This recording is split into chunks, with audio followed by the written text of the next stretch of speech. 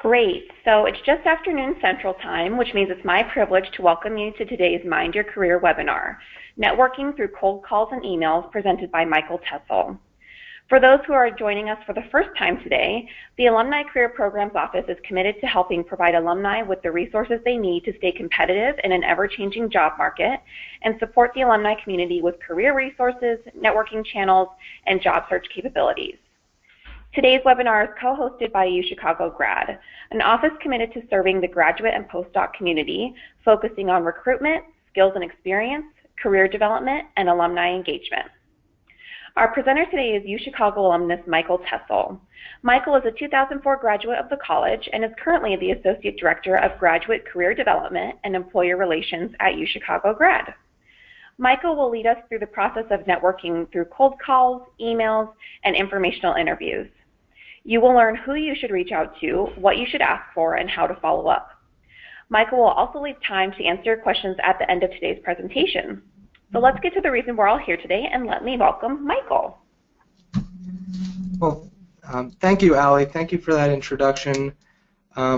First, I'd like to thank the Alumni Association for partnering with UChicago Grad and for inviting me to do this webinar. I also want to thank all of our listeners out there. Thank you for joining me. First time doing a webinar. I've done similar presentations in person, so bear with me if there's anything technical going on. It's probably my fault. But with that, let's get started. I want to say that just add on a little bit to the bio that Allie just mentioned about me. I'd say before I entered my previous role, I was doing something very different. I was actually a biomedical researcher and was looking to change careers. And I think that, and I kind of had to learn the art of networking on my own and really begun to appreciate how important it is, especially for people who are thinking about changing to a slightly different career or moving out of school into their first career. But I also think it's helpful for people throughout their careers. So it's really important for me. I changed the title a little bit here on the slide to focus more on informational interviews. I'm probably not going to address cold calls specifically, but cold emails definitely.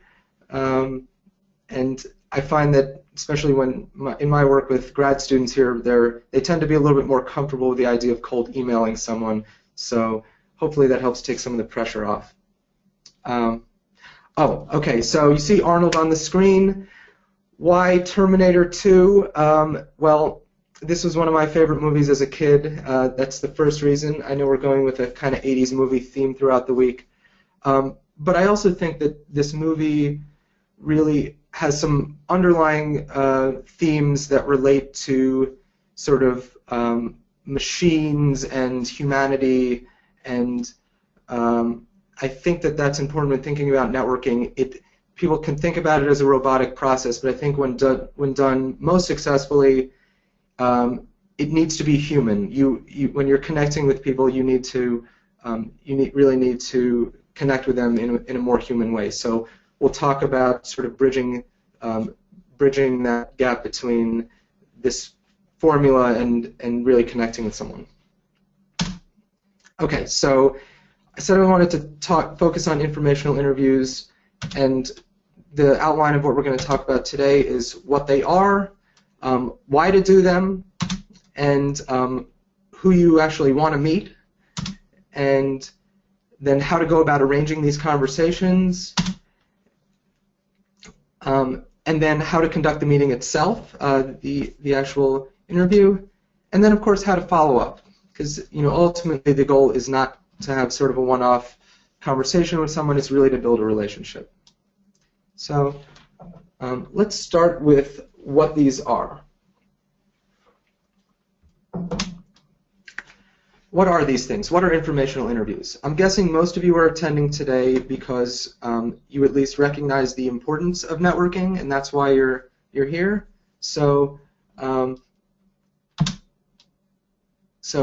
first I want to just define informational interviews. I see them as a tool within the networking process, probably the most effective tool. And I'm going to kind of break it down into what they are and what they're not. So there's Arnold right there for you. You know, he's the good robot here. What they are: informal conversations arranged at your request. They are common practice among job seekers, particularly those changing fields. In my work with grad students, sometimes I have to convince them that this is normal and that people expect to be to have people reach out to them. I think, especially when you're in school for a while, you know, within a sort of more an academic setting, it's perhaps slightly less common. And I try to reassure my my grad student advisees that this is in fact what people in the professional world are used to. And it really is an essential networking tool. And perhaps I like to say this, especially that using the strategies I'm going to advocate today, I really think it's the easiest way to network for introverts. I think people think about networking and they think, oh, I have to go to one of these events and then, you know, what, I have to go and like walk up to people, and that could be, I think, a stressful process for a lot of people.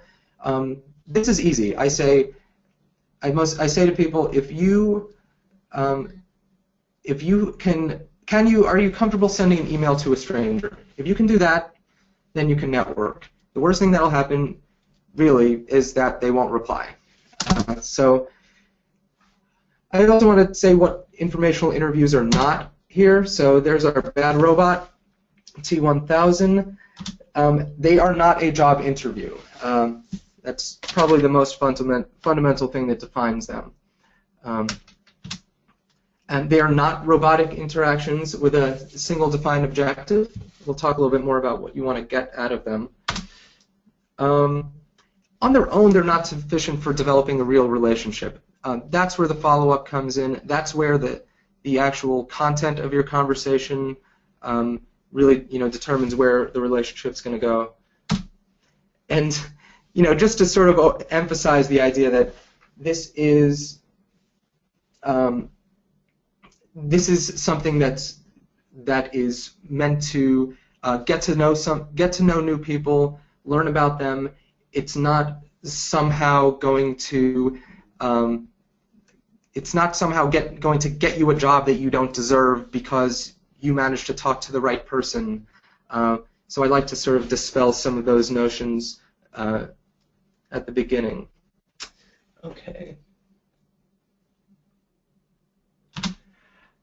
Okay, so why should you do them? I think most of you are convinced networking is important, but I'm going to try to just give you some of the possible motivations here. And as Arnold would say, this is the guidance that I'm going to give you in a, hopefully in an equally persuasive way. Come with him if you want to live. This is why to do it. Make contacts within an organization of interest. Learn more about the field and an organization. Learn examples of personal success stories. To me, this is what made the process from go from what seemed like it was going to be burdensome to actually enjoyable. When I actually got to hear people's stories, it could really be inspiring. Discover job openings before they're listed. This happened to me. The more you network, the greater the chance of this happening is. You get a chance to demonstrate sincere interest in a company or a job. So that when you do apply, people believe that this is something you want to do. And it gives you a chance, potential chance to develop a real mentoring relationship. It's not going to happen every person you meet, but you know the potential is out there. So on the other side, why do people agree to do this? So there are a few reasons. One, as I emphasized at the beginning, that it's common practice for nearly all professionals. To some people, it's an opportunity to really pay forward help or advice that they received when they were looking for a job. I can't really overemphasize this, and I know it sounds a little silly, but people really like talking about themselves, and it's flattering to be asked about your experience. It really makes you feel. It makes the person feel like they've accomplished something that's worthy of passing along. So it's a good feeling. Another reason is they may actually be looking for talent. Like I said, it is not a job interview, but in some ways, there's the possibility they may be considering where do you fit into their organization, or could you? Some people do it because they know that you may be the kind of person that could help them one day. And some people are just really nice and like to mentor others and like meeting new people. So that's reasons why people do them. And then this gets to the question more of how it works. So first you have to decide who you want to meet. I want to see if I'm going to get to questions at the end, but I knew I had some preliminary questions about this, so I'll try to address those.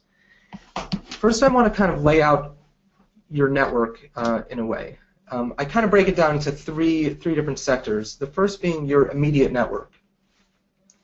Your immediate network has former and current colleagues, current classmates, close friends and family. Don't forget about friends and family. Sometimes I get people who are trying to go to they're trying to build a network and they forget that they actually have people in their family that know people in that field that they're interested in. People you met recently I'd consider immediate network. And then there's this kind of extended network, contacts of people in your immediate network, former classmates, dormant professional contacts. I would say even people you haven't talked to, former classmates, are good for this because it's really never too late to reconnect with someone and say, hey, I know it's been a while. I noticed that you're doing this now. I heard you're doing this. I'd love to talk to you about what you're doing. So that's kind of the extended network. And then the third network that we'll talk about, and this is where you kind of have to put in the most effort to build, is the potential network. So at some point you may exhaust your immediate and extended networks, and that's where using some of the tools I'll show you today, like LinkedIn, really become important. And so this is just an example from the movie here, but this is somebody I might find on LinkedIn who's doing something that's interesting. Company websites are also places you could find people. So some considerations. This is kind of the part of the movie where Arnold sort of shows how it works and kind of proves he's a robot by cutting off the skin covering his robot arm. One is geographic preference. So if you want to have a conversation with someone local is probably is good in a lot of ways because you could actually meet them in person rather than just having a phone or Skype call. If you're interested in working in a different region, then identifying people in that region makes sense as well. Stage of career. I probably spend the most time on this because I get a lot of questions. I always recommend finding somebody that has the job that you want next and trying to connect with them. They have gone through the process more recently and probably have the most relevant advice. That being said, if you have an opportunity to connect with someone at a sort of later stage or a more advanced stage in their career, by all means think that is a good idea, but just sort of know that sometimes people who are more advanced maybe have a little less time for this sort of thing, and the hiring process may have been different when they got into the field. They may be a bit removed from the hiring process as well, too. Of course, that varies by field. Previous jobs, so looking at what kind of jobs people have had before, the level, your level of interest in what the people do, obviously be a consideration. Career satisfaction, I guess I mean on the part of the person. You want to talk to somebody who actually likes their job.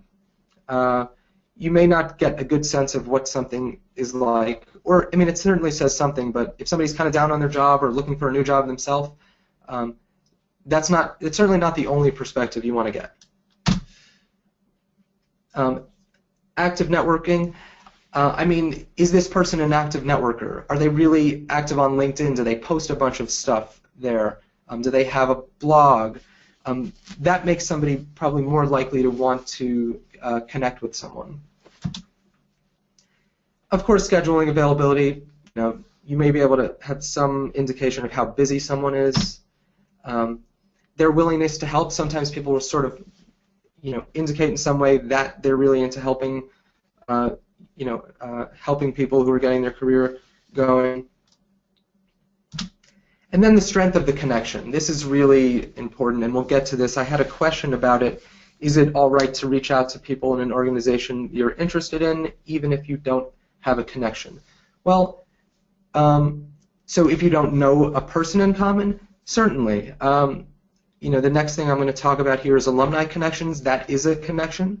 There are certainly other connections that make it reasonable to reach out to someone, but I feel like there needs to be something in common. You need to identify maybe a past research experience you have in common, or something in their background that you can relate to and point out, hey, I noticed this similar interest of ours, and I'd also like to talk to you about your job. Okay, how do you do it? How do you make these connections? I'm going to sort of advocate for using two tools here together, LinkedIn and the alumni database, uchicagoalumni.org, which our friends at the Alumni Association have put together for us. So first of all, yes, you should use LinkedIn. It is becoming so necessary in the job search process, but also in the networking process. If you contact someone, chances are they're going to look you up online and want to see your LinkedIn profile. Who is this person? They're going to sort of confirm you're a real person and see if they have anything in common with you. Include a photo and make that photo publicly available. This is a little hard for some people, but networking, you got to put yourself out there. Update your profile, add connections. It's important, the tool becomes more powerful the more connections you have. Join the UChicago Alumni LinkedIn group. This is another plug for what our Alumni Association are doing. This is a great way to see other alums who are interested in networking. That sort of relates to, are they an active networker? I could say a lot more about LinkedIn. This is not a LinkedIn seminar or webinar, but leave it at that for now. Also, all students, postdocs, and alumni have access to uchicagoalumni.org. I'm going to show you how to use that in a second. It's a really amazing tool. I'd also say if any of you got another degree or went to another institution, chances are you might be able to use something similar from your other institutions as well. In this tool, I'll show you how you can search by different parameters. So this is kind of, here's LinkedIn, here's my profile. I encourage you all to connect with me. I'm happy to, open up my network if that's helpful for you. But right now I'm going to show you a little demo about how I would use LinkedIn if I wanted to make a connection within a certain company. So I'm going to switch screens. Hopefully this works. Ali will let me know if it doesn't. Okay. So now you should be able to see my LinkedIn page right here. So I'm going to use an example that I just had in a meeting with a student yesterday. And the student was interested in working for the company Uber. So on LinkedIn, I can go here and start typing in the name of a company. And as you'll see when I scroll down here, I'll see the company Uber, and I click on that, and that brings me to their sort of LinkedIn homepage.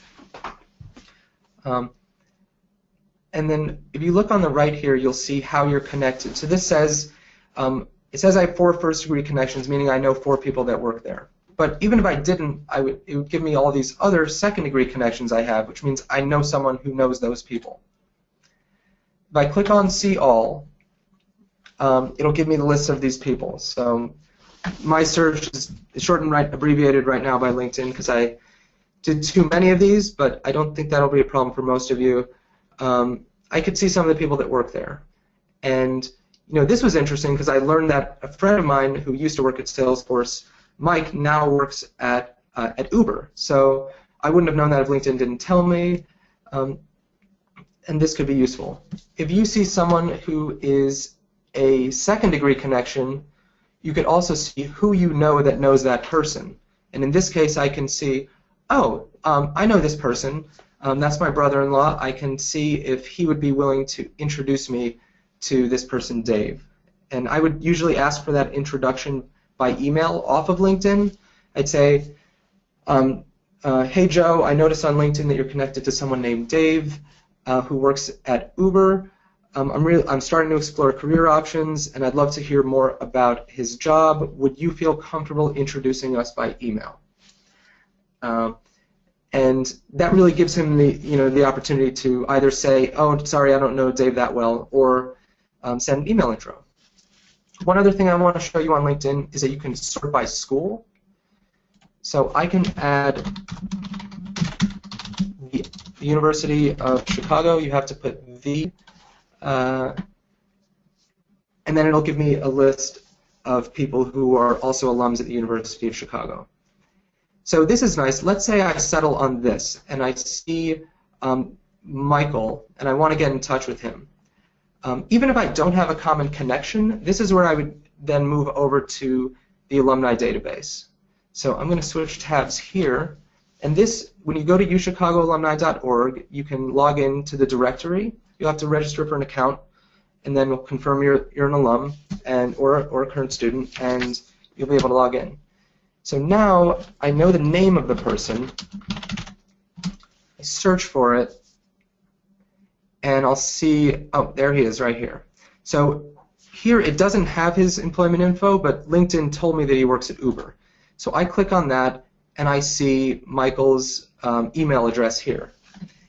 And that's how I'll reach out to him. And the next section of the talk, I'm going to talk about what to write in the email.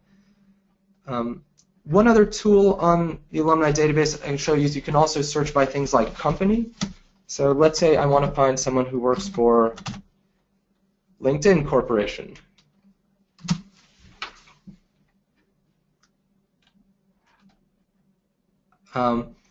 It'll give me a list of people here. So that's really interesting. These are all these people, and if any of them, if I want to see their contact info, I can open it up and see it there. But let's say I want to sort by maybe only people who have PhDs who work there.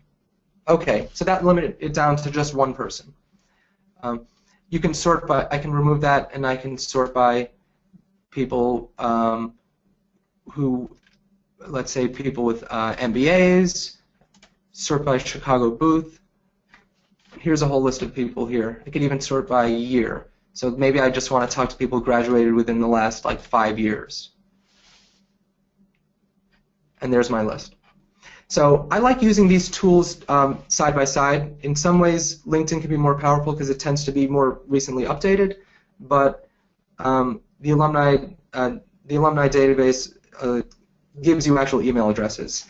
And you can also use search parameters like degree type, which you can't really do in LinkedIn.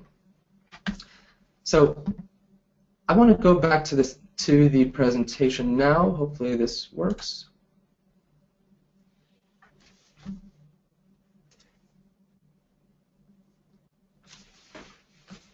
And I see there are some questions coming in. I want to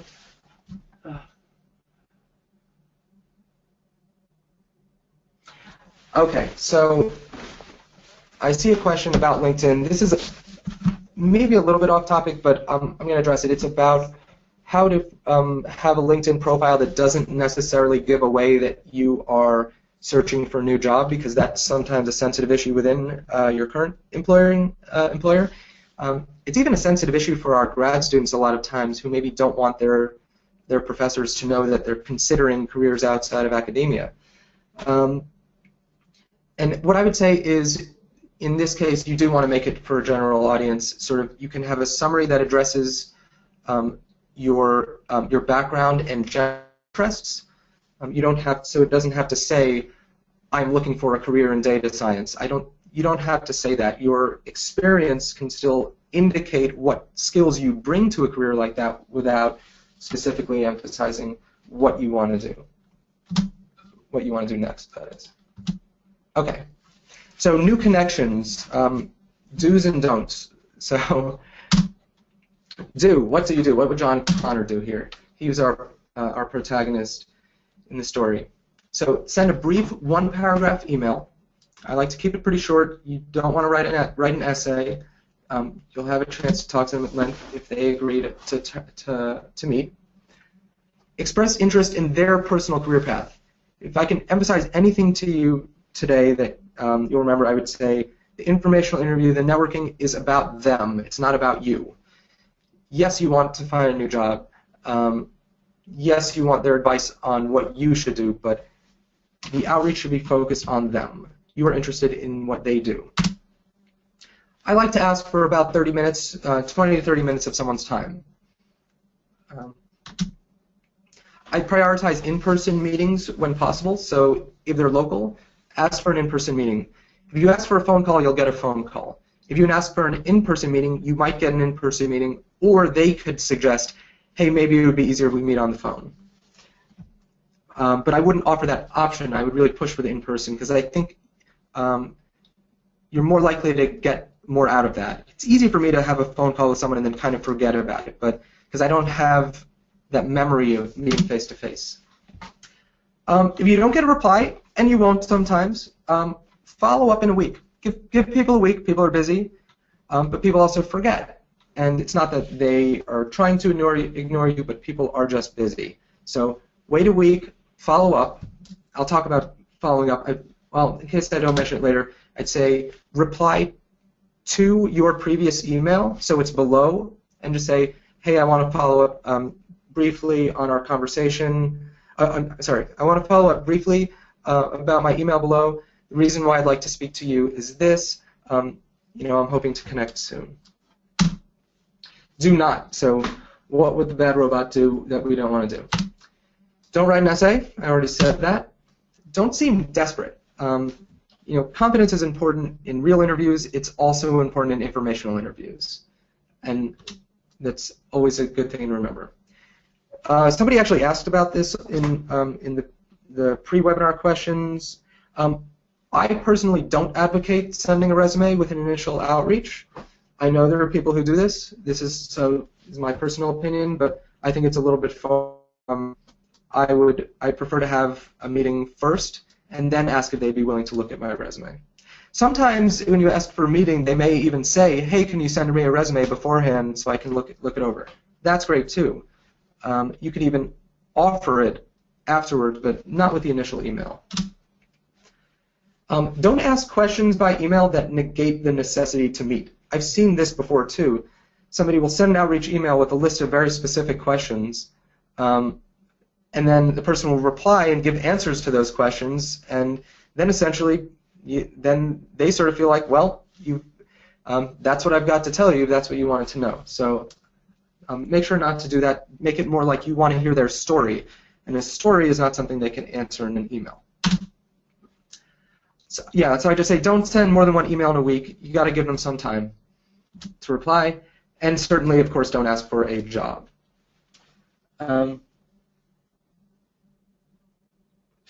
I see a question that came in said if I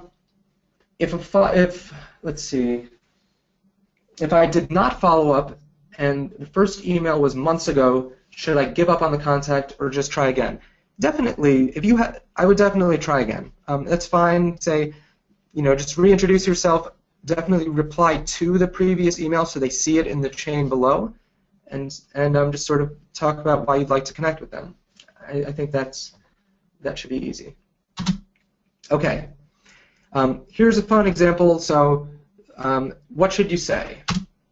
So, I want to reach out to Miles Dyson to just, in the plot of the movie, essentially, this is the guy who will, in the future, create the machine that that is used, that basically the artificial intelligence that takes on its own life and destroys all the humans. But before that, this guy was working for Cyberdyne Systems as a scientist. This is another thing I'll preface. I'd say this is my opinion. I like using first names. If you say "Dear Dr. Someone" or "Dear Mr. Someone," that signals, that signal is more like what somebody who wants to sell them something would say. You're not trying to sell them anything. You are trying to learn about them and seek their advice. So, so I advocate using a first name. I know there's some, I'd say especially if this is, within the U.S. I know there could be some cultural norms elsewhere where this would be offensive or inappropriate, but I would say if it's within the U.S., I definitely advocate first name. So I can read this to you. I'd say I'm a current PhD student at the University of Chicago, and I noticed on the alumni directory that you work for Cyberdyne Systems Corporation. I plan to graduate in 2 years, and I'm now starting to explore career options. The Skynet initiative at CDI is fascinating, and I'd like to learn more about Cyberdyne as well as your personal career path. See, I always add that in there. Would you be willing to speak with me over coffee or lunch sometime in the next 2 weeks? I look forward to speaking with you soon. So the contact's not local. You can say phone call. I like to sign with sincerely. Not a big fan of some of the other sign-offs like best. This is still fairly professional, my opinion, clearly. This is a nice, subtle way to, you're not attaching your resume, but you can actually have, as part of your email signature, your LinkedIn page. Just as a side note, you can customize this within LinkedIn so it doesn't have that string of numbers at the end, and that's what John did here. So I recommend that, and it's nice, like a nice subtle way to have your resume available, but not force it upon them. It's there if you want to look at it, but it's not. But I'm not like saying, here, look at my resume. Customize your LinkedIn URL. Okay. You got a meeting. Somebody agreed to meet with you. Now what do you do? I think this is the part that you Chicago alums and students are the best at, because this is where you have to do some research, and that's what got you into this school in the first place. So if you're good at this, you need to do some research. So find out more about the person and the company. Obviously, LinkedIn's a great resource, but you could definitely use others. Prepare specific and open-ended questions beforehand and have them written down. This is really important because when you're actually in the meeting, you may forget what you wanted to say. So it's important to have it written down. You may not have to open the notebook, but you have it there just in case. On a phone call, then you could just have it in front of you, obviously. Be prepared to organize the flow of conversation, but be flexible. So they may say, okay, what do you want to talk about? And you have to be prepared to sort of tell them why you wanted to connect, what you'd like to learn. On the other hand, you may talk to someone who's a pro at doing these things and says, all right, here's how it's going to go. I'm going to tell you a little bit about what I do. Then I'm going to ask you to tell me about yourself, and then I'm going to talk about where you might fit in the company, and then I'm going to give you a chance to answer questions. This actually happened to me. Some people are just really organized. Practice your elevator speech. This is not an elevator speech webinar, but know that it's important and it's something that you should have. I would say have a nice 30-second version of it. Also have maybe a 1 to 2 minute version if you find that that's appropriate and the person wants to know more. Dress professionally for these things. It shows you're serious and actually care about this next step. Sometimes this is an issue with students, but usually they get it. Respect their time. I think the most important way you can do this is showing up on time yourself, early in fact. And if you asked for 30 minutes and 30 minutes is up, make sure to give them, to let them know that you want to be respectful of their time and that you recognize 30 minutes is up. They may say it's okay, we can keep talking, but I think being conscious of that is important. Because some people maybe are just they're so nice that they don't want to just end the conversation even though they really need to go. Okay, so this is the part where I put up the robot because this is going to seem kind of robotic. It doesn't need to be like this. the conversation doesn't need to have a strict outline, but to some of my students, especially my science students, really like structure. And so here it is. This is how the robot will do it, but remember to make it human. An introduction, thank them for agreeing to speak, small talk about how you found them. Maybe you have some common connections on LinkedIn. You can talk about that. And then you can sort of move into an elevator speech. Then you can go switch to questions about the company, about the job, about the industry. Listen carefully to their answers, follow up to show that you're interested in paying attention. And then questions about the person themselves. This is where you get to learn those inspiring stories I referenced earlier. It allows the person to open up and really sort of relate in that sort of non-cyborg way. Then make a request. So this is the very end. What's a request? So introductions to additional people, this should always be a goal. I like to say try to get 2 additional contacts for every person you talk to. That was really interesting that you told me about your division. I know there's also this other division in your company. Do you know anyone there you could that you would suggest I speak with to learn about what they do? Something like that. Or do you know anybody, one of these competitors that we've talked about? I'm interested in learning about that. What advice do you have for someone in my position? Would you be willing to look over my resume? I'm wondering if it's appropriate for this industry. Asking about opportunities, I'm very cautious about recommending this. I think you have to assess what kind of rapport you've established throughout the conversation and decide if it's appropriate. Typical questions. I want to run through these a little bit more quickly because I want to leave more time for your questions. What is a typical day like? What do you like about your work? What's most challenging? What skill? This is really sort of geared toward grad students, but it's really for anyone. What skills did you gain? If they're an alum, what skills did you gain at the university that were helpful to you? Would you mind telling me about your career and how you got to where you are? Pretty basic. Advice for someone in my position, and getting another contact. Okay, then what? Then the follow-up. Always send a follow-up within 24 hours by email, and then I would follow up after that a few weeks later with some kind of status update. We'll get into that in a second. I would say consider sending a handwritten note after your email. People just don't do this anymore, and so it's a real opportunity to stand out because not that many people do it. Sample thank you note. You guys can read this, but essentially it's still pretty short, but it identifies something that you learned in the conversation that you thought was interesting, and that you essentially look forward to staying in touch. Again, with the LinkedIn in the signature.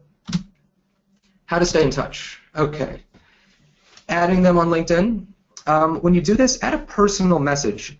That default, I'd like to add you to my network on LinkedIn, you can delete that, and you have 300 characters to write something custom. So I definitely recommend that because one of those things, again, that not too many people do it. Replying to the original email so that chain is right there in their inbox for them to remember you by. Report back after following up with contacts that they suggested. Thanks so much for introducing me to this person. I learned about these other things, which was really helpful. I really appreciate your willingness to put me in touch with them. It's a nice way to stay in touch. People always say, well, what do I have to offer them? Articles of interest are great. You find an article that relates to something you talked about, you can send it over to them and say, hey, I read this article, it reminded me of our conversation. I hope you're doing well. It's just a nice way to stay in touch, weeks, months later. Offer to connect them with others. You're doing all this networking, you're probably meeting people that have something in common with them that they don't know. Offer to connect them. I think that's really a great way. If there are people who really are interested, embrace building their network, they'll appreciate that. Keep them updated on your job search. Hey, I want to check back in with you. Since we last spoke, this is what I've done. I've discovered these opportunities. I have some more interviews coming up. Keep them involved. This is how you really foster that mentoring relationship. Mentoring, as I was saying, and just look out for other ways you can help them. So I think those are the most important ways to stay in touch. As for you, of course, you're all probably in different situations, but some possible next steps if you want to sort of organize your networking strategy. We always say speak with a career advisor if one is available to you. For any grad students out there, go to UChicago, go to gradcareers.uchicago. You can book a meeting with me or one of the other career advisors. There's certainly, if you're not a graduate student or graduate alum, we also work with alums in our office. Then there are, of course, other resources out there. Business cards, definitely have them. They're still used. I get asked this question: do people still use them? The answer is yes, they do. Get them. These are the ones that we offer for grad students at a discounted rate, but you can always make your own or get one somewhere else. Vistaprint is a pretty good site. Add me on LinkedIn. Update your LinkedIn profile. Set aside a couple hours a week to work on these research and contacts, and then plan out about, depending on what stage in the career search you are, between maybe 1 and 5 emails a week. Try to make a goal of scheduling a certain number of informational interviews per month, of course, depending on how much time you have and where you are in the job search. If you're looking for something 3 months from now, you're going to be more active. You should be more active than if you are going to be looking for something in a year or two. Keep track of emails and connections, including notes on your conversations. The more of these you do, the more likely you are to forget who you talk to about what. I used to use a big Excel sheet for this. I still do, actually. I still do informational interviews all the time, even though I'm very happy with my current job. It's just a great way to learn about what people are doing and build your network. Okay. 17 minutes left. I want to, I guess, get Allie back on the line and see if you guys have any additional questions. Hi, Michael. Thank you so much. So we do have a couple of questions that have come in the last few minutes. The first is someone asking, how would you approach an informational interview in which the person you would want to speak with is or was a client on a project you're on? So there's this pre-established relationship. Oh, sure. I think, I don't know if there are additional complications to this depending on the relationship between your current employer and the client, but I would just reach out and say, it was a pleasure working with you on this project. Your role seems really interesting. I'd love to chat with you sometime over coffee and learn more about your career and about what you do. I think in most cases that's the appropriate path. Really just indicating that you enjoyed you enjoyed working with them and that you're interested to learn more about them. Great. And then another one here, someone's asking, what are the best days or time slots to send emails? Yeah, this is something I've thought about a lot, and so times to avoid. Monday mornings are bad. People tend to be jammed with emails on Monday mornings, and so if you can avoid Mondays altogether, I think that might be good. Afternoons of Tuesday, Wednesday, Thursdays are pretty good. I've heard different thoughts on weekends.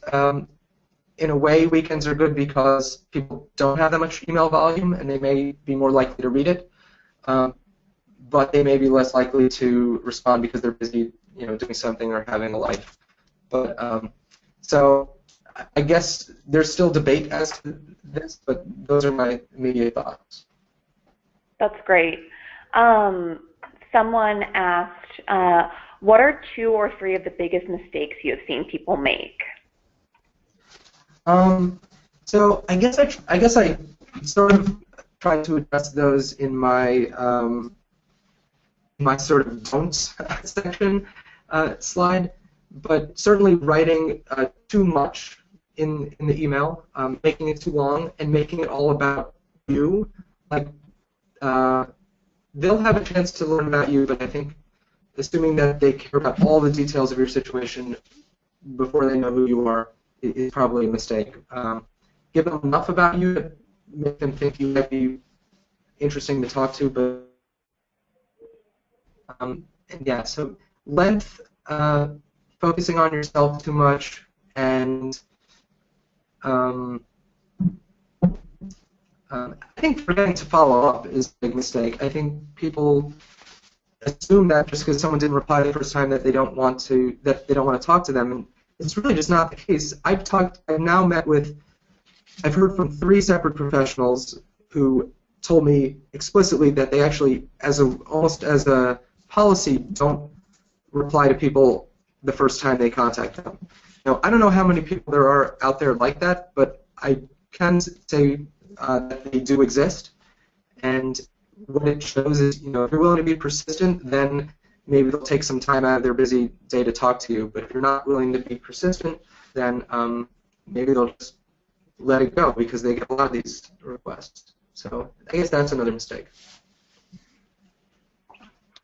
All right, and our next question, do alumni appreciate connection requests on LinkedIn with a personal message, or should someone only send emails to their UChicago address on LinkedIn? So I think this question is, should people reach out via LinkedIn first, or if they have access to an email address, go the email route? Yeah, I prefer going with email if you can get it. I just think that while I advocate using LinkedIn, and I think you should use it actively, you just can't be certain how much the other person actually checks their LinkedIn mail. Some people just aren't that active. So that's why I like to use LinkedIn to find out who they are, and then use the alumni database to find out their email address, and then email them. So if you can get it, I think that is that's the preferred way to go. Great. And then we have another question about LinkedIn. It's a little bit off the topic of informational interviewing, but it's interesting nonetheless. Someone's asking, what's the best route for asking for a LinkedIn recommendation? Is this something that you would be comfortable speaking to, or should we save it for later? I guess I'm not sure what you mean by recommendation. The recommendations on LinkedIn. You got it, yeah. Yes, yeah. That's a really good point. So I do think the one thing I'll say is I do think recommendations are good to have on there. I'm saying that I don't have any because I haven't asked anyone for one. So I guess, can you repeat what about those recommendations? They're just asking what sort of etiquette should be used when requesting a recommendation for someone on LinkedIn, or a recommendation from that person about them. Yeah, I would say it should be someone that you are comfortable with, someone that you're close enough with that you can say, hey, I want to build up my LinkedIn because I'm starting a job search. I'm wondering if you'd be willing to help me out. I think you'll probably have a pretty good sense. It should be someone you have a pretty good relationship with. It's good if they're a former supervisor of sorts that you know would be really supportive of your continued career progression. But it's a good point. I should probably get some of those on mine too. I think they're good. I think they're better than the endorsements. Yes. The endorsements are pretty good, and please, I welcome your endorsements for things that are related to my current job. But I have people that are endorsing me for cancer biology skills or lab research skills that really don't even know what those skills are. Like my friend's mom endorsed me for Western blotting, and I'm sure she doesn't know what that is. So those I don't think are as valuable. But yeah, the recommendations are good. Great. Well, that's actually the end of our questions at the moment. If anyone on the line has additional questions for Michael, please feel free to email them to me.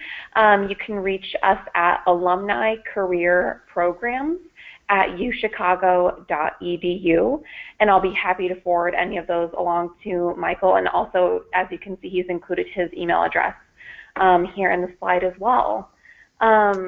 So I want to thank everyone for joining us today, and a special thank you, of course, to Michael for presenting on this topic, which I think a lot of people are tentative about or want additional guidance on. So I'm excited about that. As a reminder, please watch your email for a link to a recording of today's presentation, and it will also include a follow-up survey. We invite you to join us online, which is careers.uchicagoalumni.org, and there you'll find a list of upcoming events, our webinar archives, a jobs board, and more. So thank you again for joining us today.